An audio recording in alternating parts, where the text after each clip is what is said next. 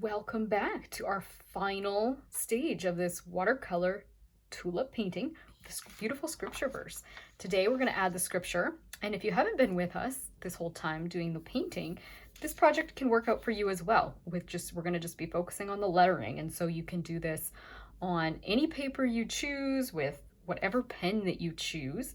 However, if you're going to do this verse right on the watercolor paper, I'll explain the details you need to know for that.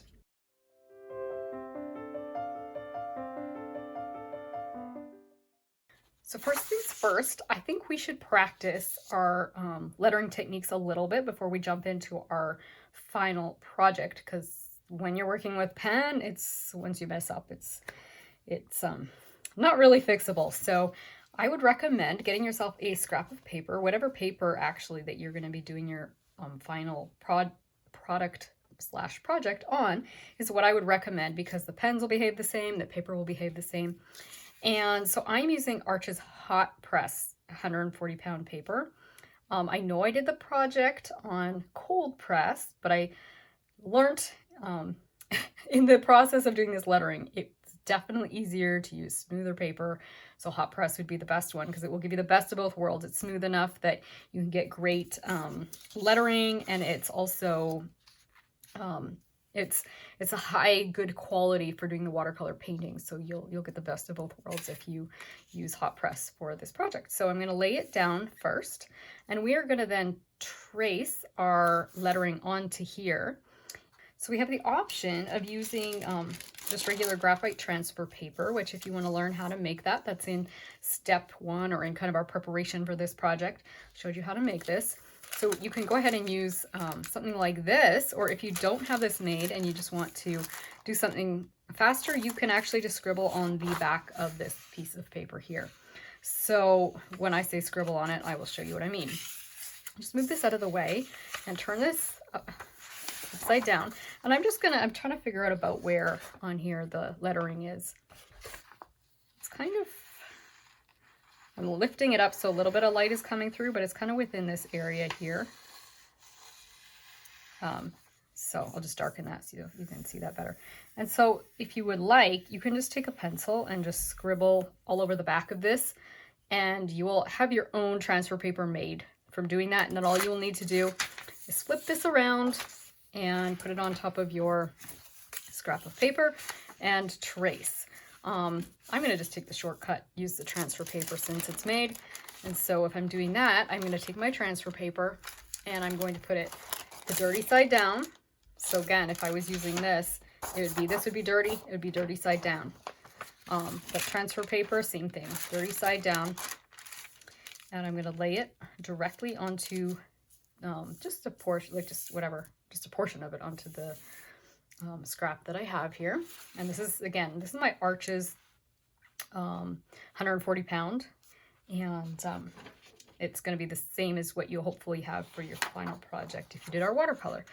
So I'm going to lay this down so that the word Redeemer is kind of centered on here, and I'm just feeling through here to see that it's kind of where I want it to be. The watercolor paper has enough thickness to it that I can feel that. And I'm going to only trace the word Redeemer for our practice, and it will save us some time.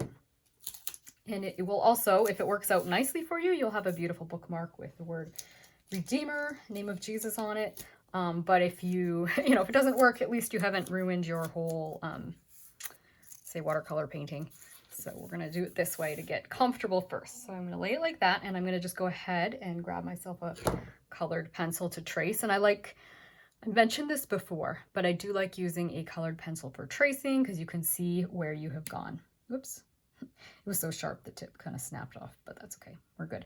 So I'm just going to go ahead and trace this as if there was no thick and, ooh, I just broke it again. Sorry, folks.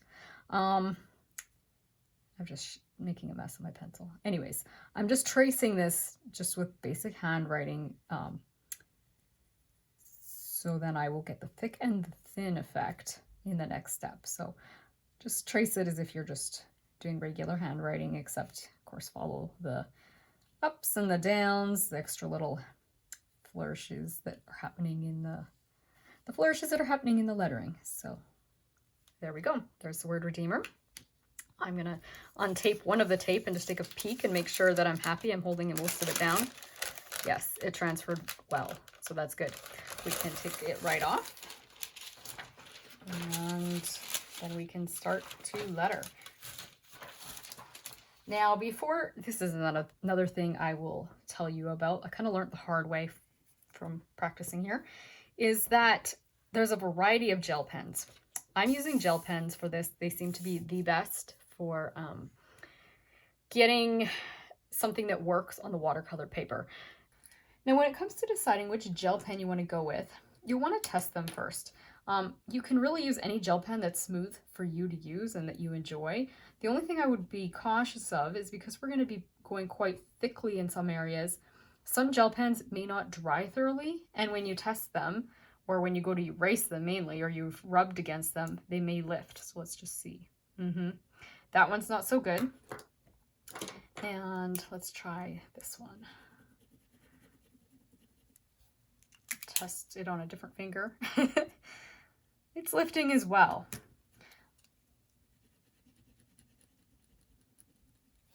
And I'll try this one.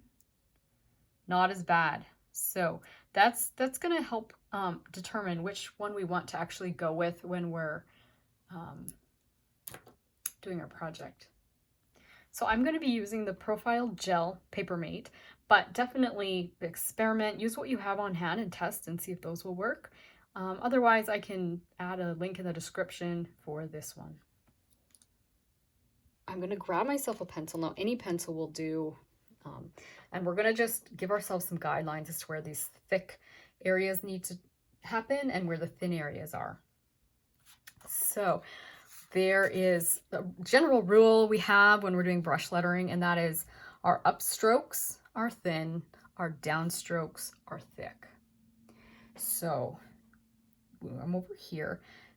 This is a flourish, and a flourish you can decide if you want to add any of that in the downstroke, so you can see kind of you're stroking down here. You could thicken that.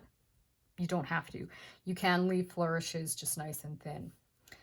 However, here is a downstroke. So if you're just going along as if you were just writing and you're going, whoop, I'm coming down, that's a sign you need to thicken it. So you're going to have we're just going to thicken it with a pencil. We're going to come back over this with our pen and just fill that in.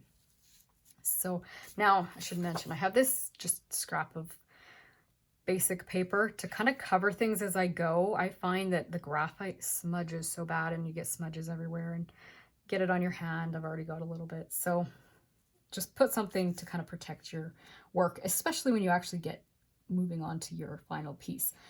Again, pencil smudges themselves, they'll erase, but still, if you smudge it terrible, you won't even be able to see your word. Don't ask me how I know this. Okay, I'm going to come down. So you can see this area I thickened because I'm coming down. And then up, I'm going up. And then I'm coming down again. Now you're saying to yourself, okay, how do I know, how to exactly do that transition from the thin to the thick? If you think about it like a clock, and I'm just going to go ahead and draw us a little clock on my scrap of paper here. This is going to be a primitive, messy clock. But say our 12 is up here, our 6 is down here, our 3 is over there, and our 9 is there.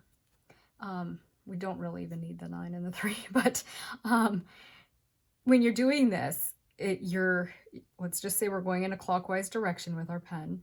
We're going up, up, up, up, up, up, up, and when we hit 12, it's time to start getting thick because we're going down now, right? So I'm going down, and I'm kind of almost like doing like a moon shape, crescent shape, where I'm letting it gradually go from quite thin and then it gets thick. It probably does hit the thickest spot at the 3, but I'm not being very conscientious of that. I'm just trying to get it a nice smooth transition from being thin, thick, and then thin.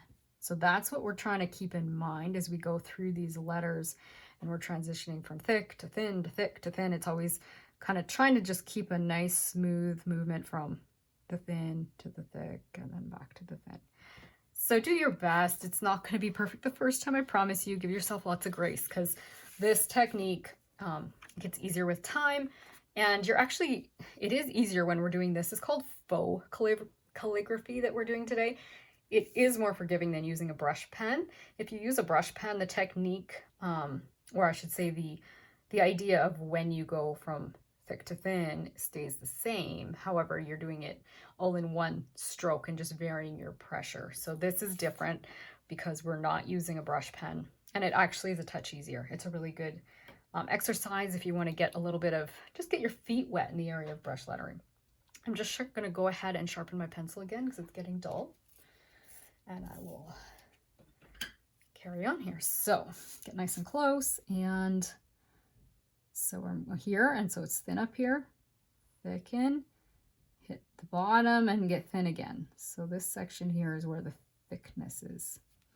So coming up here, it's thin, but then as I transition at the 12 o'clock, going down, and I've kind of created that double line again, it's going to be thick. So hopefully that's making sense. Coming up, it's a thin single line, stay thin. Oh, we're going to get thick again. So I'm going to do a double right there. Start thin. Sorry, I'm being a little bit awkward on these E's, aren't I? So let's go up here. Thin and then thick by doing double. Or if maybe it makes more sense, because you can, I'm just going to go over here, tell you what. I'll just finish doing this in thin just so that everything that's kind of getting a little bit lifted here gets dark enough you can see it. And then I'll go ahead and thicken the parts that need to be thickened with that kind of like the second stroke. So coming down, thick, down, thick, down, thick. Now, sometimes when you're doing a loop like this, it's kind of optional if you thicken it or not, but, and then down thick is our last one. All right, so that's our thick and our thin. Now we're going to go ahead and just fill that in, trace it with a gel pen.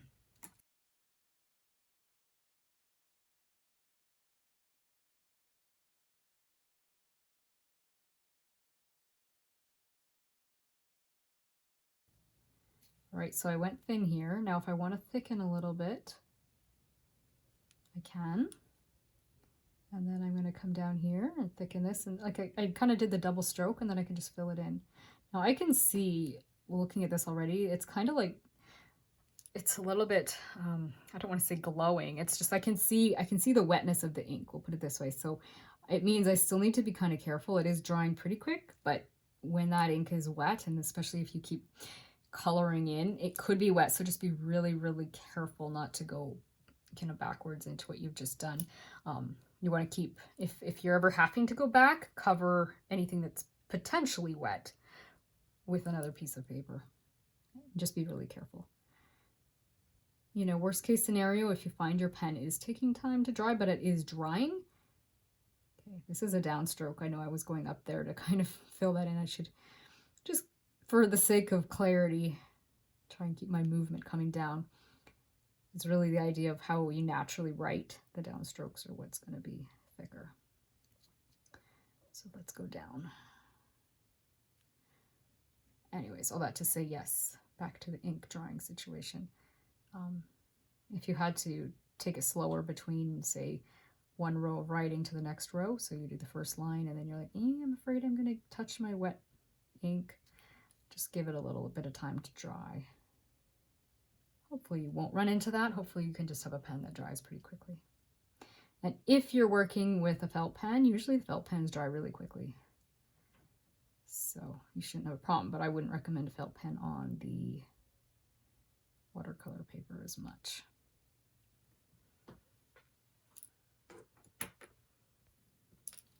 That said, when you are working on the hot press, this is slightly less of an issue, the whole felt pen thing. When I was first testing these pens, I was on the cold press paper, so I learned the hard way.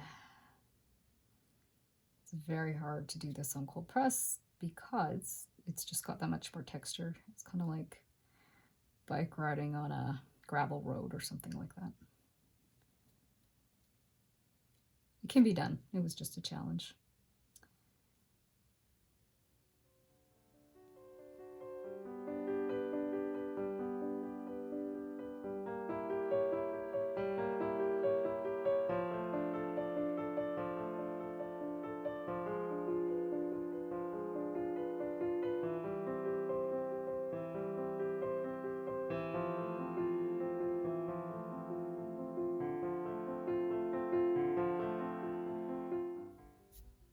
All right, I am happy with how that worked. I'm going to let that dry thoroughly before I erase the bit of pencil that I can see in there. I can see a bit of pencil lines and a little bit of smudging.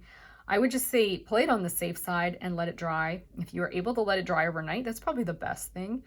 This was a quick drying pen, but I would just play it safe if you have the time on your hands to be able to let it dry that long before you go in there and erase. And once you feel like you've practiced up enough, then let's move on to our actual project. I'm going to go ahead first and get the transfer paper and lay it down onto my watercolor paper. And again, the dirty side is downwards. And yes, it will make smudges, but we can clean them up after. I'm going to lay that on there. And then we will go ahead and grab our image, our coloring page. Now, you can use the same page you've already traced and used. I printed another one. Mine was getting a little messy. You don't have to trace another one or print another one. I just did. The one you had before is fine. So I'm just trying to line it up with my little lines here, the guidelines that I left showing where my page was before. If you're having trouble doing that, you can always just start tracing. If you've lined this up so that it's straight with the paper and it was straight with the paper before, you should be fine. And you can always just take a peek and make sure you're happy with how it's landing.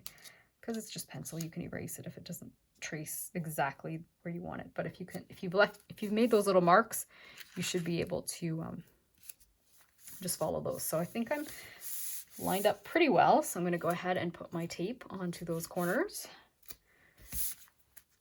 My paper is bumpy here because, of course, the water does this. What I do, actually, if your paper is driving you crazy because it's so bumpy, is I actually make a, I iron it. Okay, so I put paper towel on the ironing board. I lay the paper towel down first, then I turn my watercolor paper kind of upside down so that the image is downwards on top of the paper towel. Then I put more paper towel on top, and I'll gently mist it with like the spray water, and then I'll iron it. I actually do that. Don't leave the iron on too long, but that's the way I find it's fastest way to straighten my paper up. You can stretch it, it just takes time, and so I don't stretch my paper very often these days.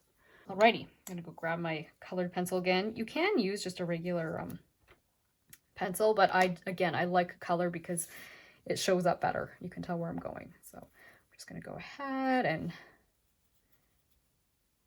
trace, and I'm going to just trace it like with a single pass.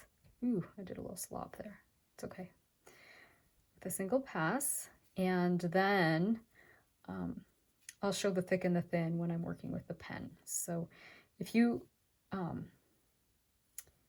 feel comfortable enough to just go over it with a single pass, that's what I would recommend.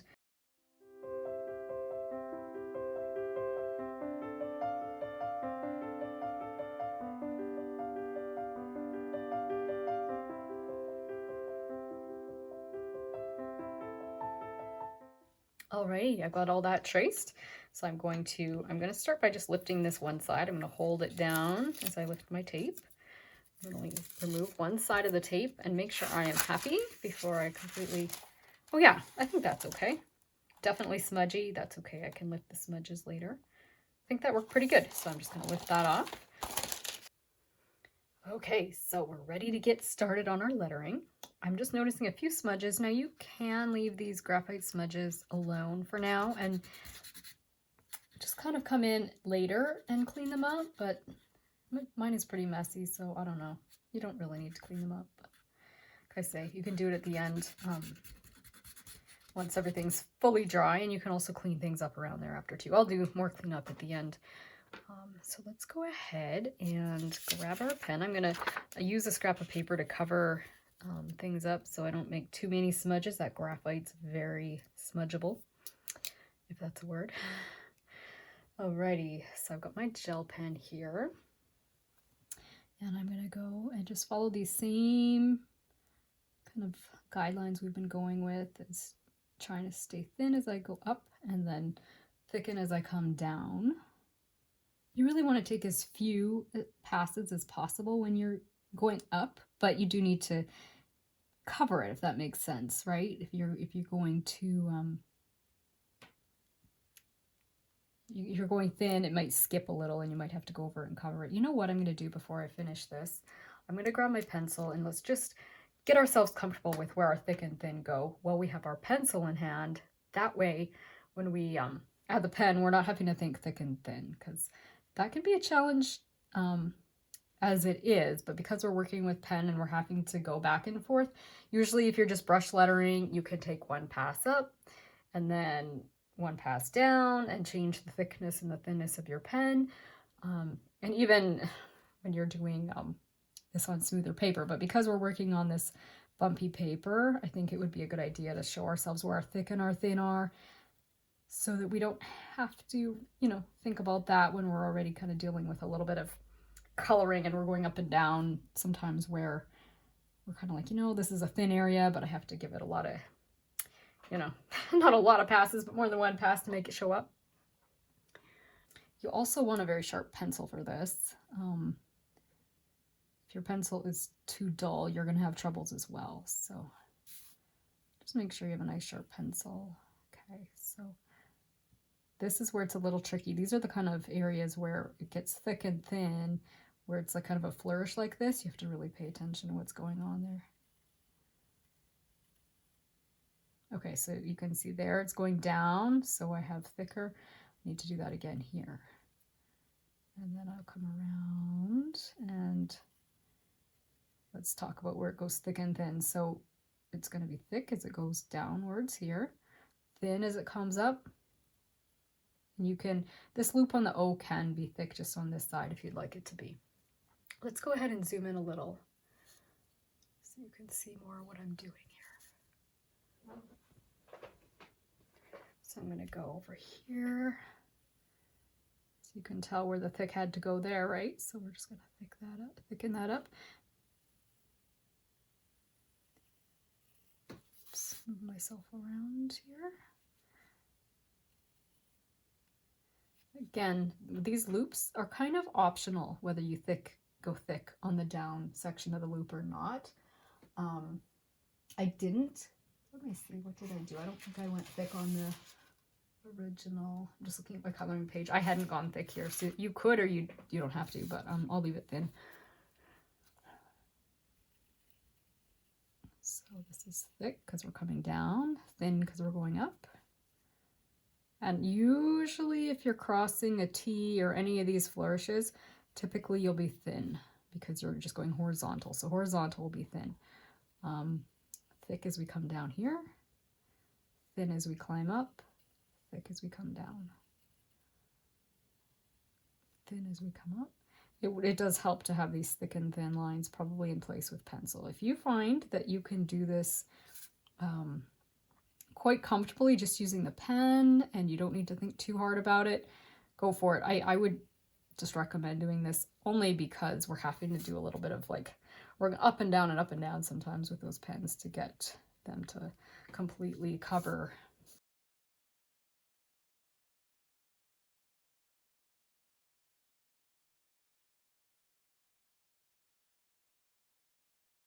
So that was thick, thin, thick, thin, and now we're thick here.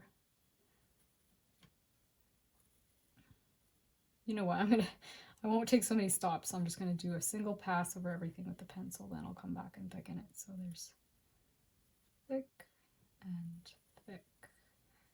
It's not a bad idea to stay on one side of your letter, but sometimes you have to decide, like if you're feeling squished or something, which that maybe I should do a little bit on both sides. Sometimes you can do that as well. Okay, I don't mind that the way it is. I messed up on this section a little bit when I was doing it on one of my exercises earlier, so be careful. Okay, so it's thick here. Okay, I'm going to go back to just doing single pass. I'll try and do a single pass over the whole word Redeemer, and then I'll come back and then I'll do my thick afterwards. This is actually showing up pretty good anyways here. Some of these had gotten a bit light when I traced them, but they can lighten up pretty quick, just the smudging that can happen just by having your hand and even the paper on top of them. So okay, come back in thick here, Put a little bit of thickness on each side of the E. I think I'm going to do that a little bit there. So sometimes you'll be able to, like in the case of this D, I think all the thickness can be on the right side of that line, but there's times that you might be like, you're just going to have to play it by ear as you come through here and decide how you're going to create that downwards thickness. Up thin, down thick. I think you got the hang of it probably now. So just carry on doing this with the pencil. So you've got your guidelines, and then we'll talk about the pen together.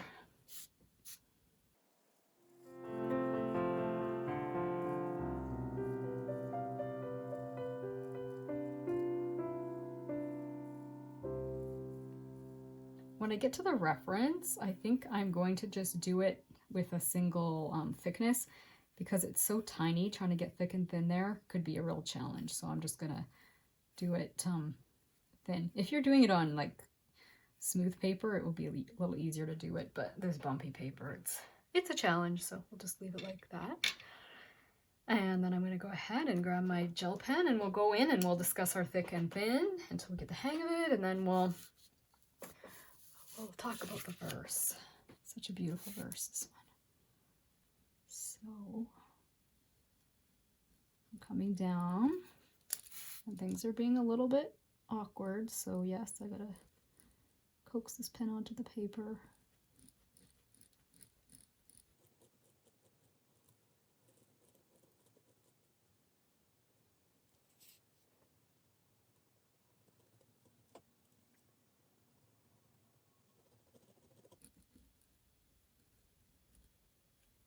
Okay, so there things went a little bit goofy when I tried to go on my K. So what am I going to do now? That is when you can kind of just take a little bit of artistic license and try and thicken the whole thing a little bit more. And if you're finding this one letter ends up too thick compared to everything else, you can always come in and thicken a few other letters or things within your lettering piece to make it kind of balance out. I'm going to leave it for now, but I'll probably have to come and just thicken a few other areas.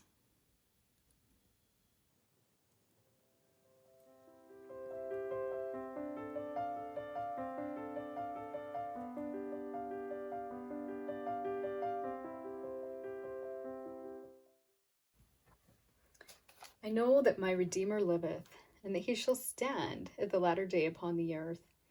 This verse comes from the book of Job, and as you probably know, Job was a man who was going through a lot of suffering. He lost everything. He had lost his children, his livestock, his pretty much everything he had, including his health, and then his reputation, when he thought his friends were coming maybe to give him some consolation. If you've read the book of Job, you know full well it was mostly condemnation that they were bringing to him, and questioning his integrity, and questioning, well, maybe this has happened to you because of some sin in your life. And so Job assured his heart with this truth: I know that my Redeemer liveth. And that's such a beautiful thing to know, because for myself, even though I know that Jesus is come and he has redeemed me, he's paid the price for my sin, it's so easy to get overwhelmed and discouraged and just fall into condemnation over my own failures or my lack of being able to do everything I know I should. And I can just be overwhelmed with my lack of being able to be enough. And the truth is, I'm not enough. I am a failure. I am guilty. But in Christ, I am redeemed. And I can be confident because of him. When he returns, it's not going to be my righteousness or my goodness or my performance in any way. It's going to be in the Redeemer, Jesus, who died for me. And you can bring your sin to him as well. Your failure, your everything. He paid the price in full. When he was on the cross, he said, it is finished. And when he rose from the dead, that was the proof that God gave us that his sacrifice was enough, that he did pay it all.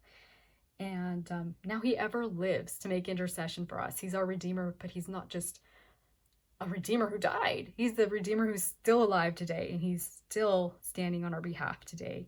And that can be the hope that we can live in and rest in and just keep coming back to when our feelings, when the enemy, when our failures, whatever it is, would come to overwhelm us and pull us down. We can rest in the truth that Jesus is the Redeemer that we have, that we can rest in today.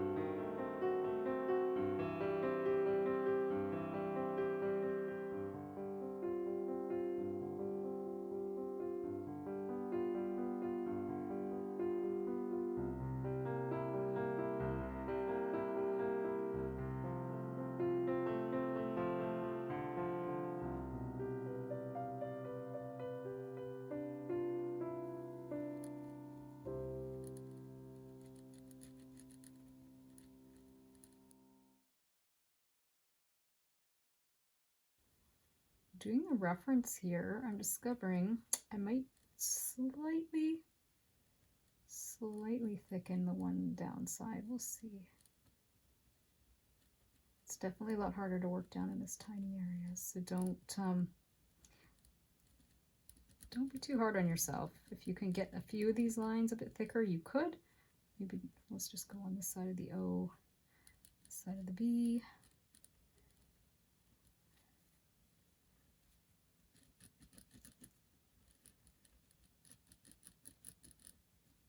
Kind of slopped a bit there. So definitely my K was probably my thickest spot, and I'm not too fond of that. I could potentially kind of balance that out by going into a few spots and just just darkening the a few of the capital letters. So I'm going to go into here, call it uppercase, whatever you call them. I'm going to thicken the I a little bit. To be really careful as I do this. Not too crazy about what I did there. It's just gonna have to be good enough. And I'm gonna come down here and thicken the R a little bit. I'm gonna go ahead and speed up this video again while I'm gonna jump around, just thickening any areas that feel a little bit thin, and just try and bring a sense of balance to the entire lettering piece.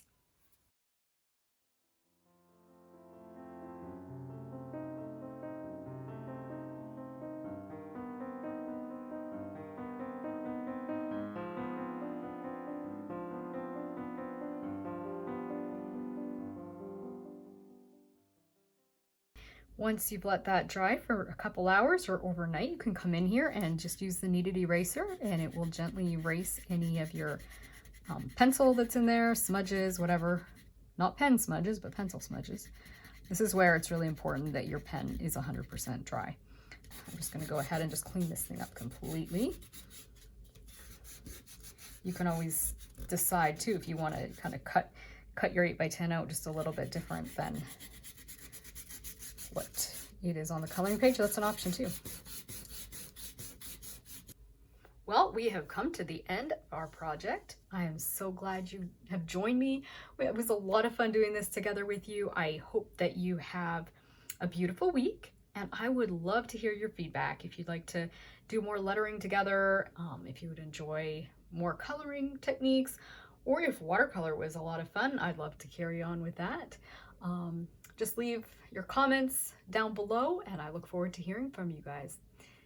Thanks so much for joining me today. I hope this tutorial has brought a little taste of God's beauty and peace into your everyday life, that it will enhance your Easter celebration, and that it has inspired you to enjoy your own creative journey. See you next time. Bye.